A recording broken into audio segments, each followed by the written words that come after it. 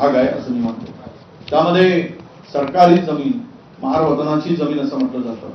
सरकारी का सातबारावर पूर्णतः सरकार नोंद असताना त्याची खरेदी खत होतं आणि त्या जमिनीचा व्यवहार उघडा पडल्यानंतर मातूर कारवाई होते आणि पूर्णतः कारवाई होत नाही. त्या शीतल तेजवानीला केवळ अटक निवडणुकीच्या आपल्या अधिवेशनाच्या तोंडावर दाखवण्यासाठी केली जाते आणि खर्गे समितीचा अहवाल त्याला मुदतवाढ दिली जाते. यातून हे प्रकरण इतकं गंभीर आहे की ज्यांच्याकडे 99% शेअर आहेत ते मोकाट आहेत आणि ज्यांच्याकडे 1% शेअर आहे त्यांच्यावर कारवाई होते आहे. यावरूनच सरकारची कुणाला वाचवण्याची भूमिका आहे हे आता स्पष्ट दिसत आहे. आणि अटक केलेल्यांना VIP ट्रीटमेंट दिली जाते हे सुद्धा महायुती सरकारचा अजब न्याय आहे असं म्हणायला हरकत नाही. नुसतीच आश्वासनं आणि योजना बंद करण्याचा निर्णय, आश्वासनं द्यायची की आम्ही हे करू ते करू, छाती बदलून सांगायचं, गळ्याच्या नसा दिसेपर्यंत सांगायचं आणि काम मात्र कुठेच दिसत नाही. आश्वासनं पण योजना कोणत्या बंद केल्या? महायुती सरकारच्या काळामध्ये घोषणा मोठ्या झाल्या, पण आधी शेतकऱ्याची कर्जमाफी झाली, ती झाली नाही. लाडक्या बहिणीला 2100 रुपये देणार होते, ते झाले नाही. मुख्यमंत्री असताना आपल्या मागच्या वेळेस आनंदाचा शिधा बंद पडलाय. 1 रुपयात पीक विमा बंद झालेला आहे. स्वच्छता मॉनिटर बंद झालेला आहे.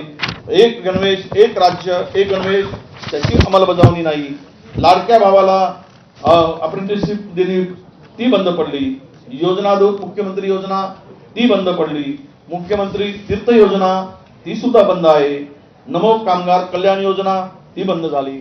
नमो शेतकरी योजना अभियान ते सुद्धा बंद झालं. नमो गरीब व मागासवर्गीय सन्मान योजना ती सुद्धा बंद झाली. नमो ग्राम सचिवालय योजना ही सुद्धा बंद पडली. नमो आदिवासी स्मार्ट शाळा योजना ही सुद्धा बंद झाली. नमो दिव्यांग शक्ती योजना अशी नावं देतात की जसा काय उद्धारच उद्धार चाललाय, सगळ्याचा उद्धार करायला निघालाय. अशा पद्धतीनं नमो दिव्यांग शक्ती योजना ती सुद्धा बंद पडली. नमो तीर्थस्थळ व गडकिल्ले संवर्धन योजना ती सुद्धा कागदावरच आहे. मग या योजनांचं काय झालं? योजना कशाला केली? कोणाचं आम्ही करत असाल तर मग त्यातून तुम्ही त्या योजना सुरू का ठेवल्या नाही?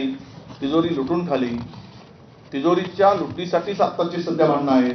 निवडणुकीमधला सगळा प्रकार पाहिला आपण.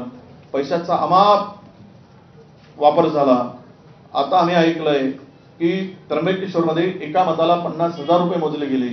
याचाच अर्थ असा आहे की कुंभमेळ्यातला पैसा उद्या मिळवण्यासाठी, सत्ता टिकवण्यासाठी, सत्ता हातात ठेवण्यासाठी 50,000 रुपये मोजले जात असतील एका मताला तर किती गंभीर आहे. मतदान म्हणजे मतदान केंद्रावर जाऊन आमदार महिलेला धमकवतात, त्याचा व्हिडिओ शूट करतात. काही कायद्याचा धाक राहिलाय? कुठे कायदा आणि सुव्यवस्था शिल्लक राहिली आहे? कायदा सुव्यवस्था करण्यामध्ये हे राज्य आता आघाडीवर गेलेलं आहे असं म्हणायला हरकत नाही. त्यामुळे या म्हणजे TET मध्ये असलेला गोंधळ असेल हे आपण पाहिलंय. मी आपल्याला या सरकारची सर्व एक बेबंदशाही, बेबंद कारभार, एकाचा पायपोस एकाच्या पायात नाही, एकमेकाशी प्रचंड भांडत असताना राज्याचं वाटोळं करण्याचं काम या ठिकाणी आपल्याला दिसतोय. शक्ती कायदा अजूनही अंमलात आला नाही. महाराष्ट्र कुठे नेऊन ठेवला 1 वर्षात तर शेतकऱ्यांच्या आत्महत्येमध्ये महाराष्ट्र 1 क्रमांकावर आहे. महाराष्ट्र हा महिलांच्या अत्याचारामध्ये 1 नंबरवर पोहोचला आहे. महाराष्ट्रामध्ये लहान बालिकेवरील अत्याचारामध्ये 1 नंबरवर पोहोचलेला आहे. महाराष्ट्र ड्रग्स मध्ये सध्या 1 नंबरवर आहे. उडता पंजाबची पेक्षा वाईट स्थिती महाराष्ट्राची आहे. कुठेही त्यावर निर्बंध नाही. सर्रास शाळेच्या मुलापर्यंत शाळामध्ये, महाविद्यालयामध्ये ड्रग्स पूर्णतः मुक्तपणे विकला जातो आहे आणि तो त्याचा वापर